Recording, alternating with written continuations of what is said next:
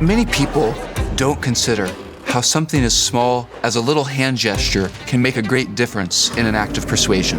Let's begin. Let's begin. Let's begin. Logic is the art and science of giving reasons.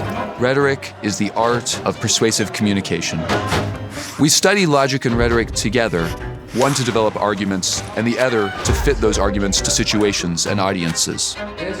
In this course, we'll take a close look at Socrates, Aristotle, Plato, Cicero, Quintilian, and Augustine. We'll have occasion to look at a variety of great rhetoricians, like Abraham Lincoln, with his remarkable Gettysburg Address and Second Inaugural, Winston Churchill, who helped see the Allies through World War II with inspiring speech. The British and American people will walk together in justice and in peace.